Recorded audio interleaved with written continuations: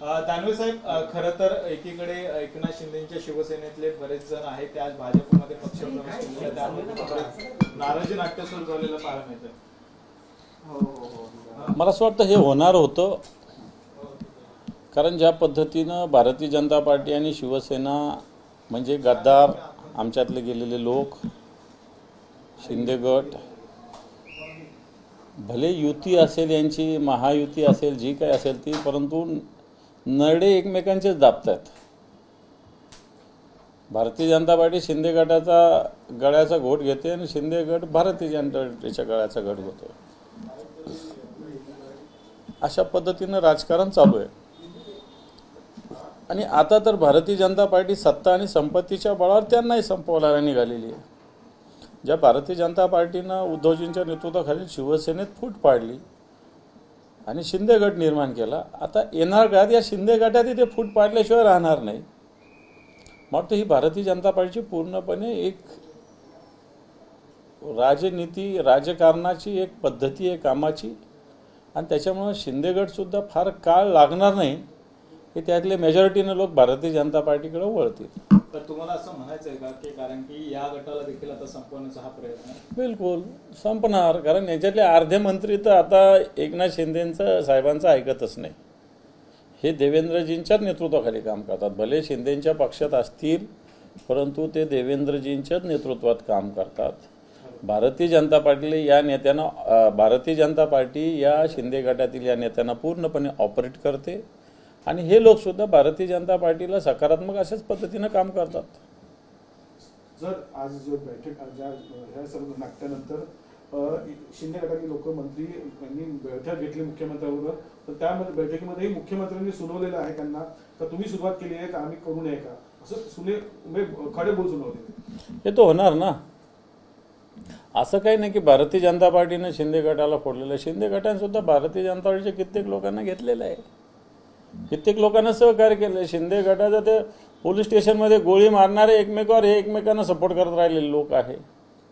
त्या कुठलं ठाणे जिल्ह्यातलं कुठलं तरी उदाहरण आहे, कोणत्या तरी आमदारांनी ज्याला गोळी मारली होती तो कोणाचा होता? एक शिंदे गटाचा होता, एक भारतीय जनता पार्टीचा होता. आणि मला असं वाटतं ह्या सगळ्या गोष्टी जर बघितल्या तर हे जे कर्माचे फळं हे भोगावे लागतात. मला वाटतं शिंदे गटांना हे कर्माचे फळं आता भोगावे लागतील. मात्र तुमच्या पक्षातली गळती पण देखील कुठेतरी थांबेना असं दिसून येतं, कारण की तुमच्या पक्षातले देखील बरेच जण आहेत ते पक्षांतर होताना पाहायला मिळतात दोन्ही गटांमध्ये. एक शिंदेकडे पण असतील किंवा भाजपमध्ये. सत्ता आणि संपत्तीचा पूर्णपणे मिसयूज गावागावात चालू आहे. तुम्ही काल बघितलं असेल की भारतीय जनता पार्टीचा मध्ये प्रवेश केलेल्या एका माजी आमदाराने अजितदादा गटाच्या महिला उमेदवाराला फॉर्म सुद्धा भरू द्यायचा नाही, रस्त्यावर गुंड उभे केले, पोलिसांचा वापर केला. बिहार तरी बरं आहे, आता आपण बिहारला नाव ठेवतो, खरं तर बिहारला आपण बदनाम करतो. पण त्या भगिनीनं सकाळी 5 वाजताच तिथं ऑफिसमध्ये पोहोचली ती, आणि एकदा ऑफिसमध्ये पोहोचल्यावर कोणी काही करू शकणार नाही या हेतूनं 11 वाजता फॉर्म भरायचा होता तिला, पण ती 5 वाजताच गेली. कोणाच्या भीतीने गेली?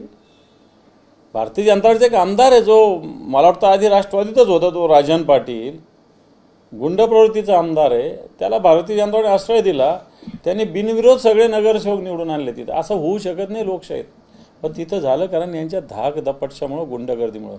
पण एका भगिनीनं, मोठ्या मछलीनं, थिटे नावाच्या भगिनीनं या सगळ्या याच्यावर मात करून फॉर्म भरलेला आहे. मला सांगा, एका भगिनीला एवढ्या सकाळी 5 वाजता फॉर्म भरायला काय यावं लागतं? म्हणजे भारतीय जनता पार्टीची दहशत, आणि हीच दहशत सगळीकडे ते माजवत आहेत. सत्ता संपत्तीचा वापर करतात, पोलीससुद्धा त्यांना साथ देत आहेत, आणि परिणामी अन्य पक्षामध्ये फूट पाडण्याचं काम भारतीय जनता पार्टी करते. सर, एकीकडे युतीमध्ये खलबतं चालू असताना दुसरीकडे मात्र महाविकास आघाडीमध्ये खलबती दिसत आहेत. काँग्रेसने आत्ताच नारा दिलेला आहे का आम्ही शिवसेनेबरोबर, म्हणजे ठाकरे गटाबरोबर जाणार नाही. वाटतं आम्ही त्याच्यात सामनाच्या माध्यमातून, आज सामना शिवसेनेचं मुखपत्र आहे, त्याच्यातून स्पष्ट भूमिका मांडलेली आहे. आमची तयारी महाविकास आघाडीचीच आहे, कारण आपल्याला हरवायचं आहे ते भारतीय जनता पार्टीला. आणि मला असं वाटतं भारतीय जनता पार्टी क्रमांक 1चा विरोधक असताना त्याला हरवण्यासाठी आपल्याला सगळ्या लोकांना सोबत घ्यावं लागेल. ही भूमिका काँग्रेसला ठेवावी लागेल. देश पातळीवर काँग्रेस निश्चित राष्ट्रीय पक्ष आहे, परंतु राज्य पातळीवर अन्य पक्षांचं महत्त्व मोठं आहे. ते सुद्धा काँग्रेसला नाकारता येणार नाही. देश विदेशातील प्रत्येक घडामोडींचे लाईव्ह अपडेट मिळवण्यासाठी आता साम टीव्हीच्या सर्व सोशल मीडिया प्लॅटफॉर्मला लाईक, फॉलो आणि सबस्क्राईब करा. तसंच सर्व नोटिफिकेशनसाठी बेल आयकॉन प्रेस करायला विसरू नका.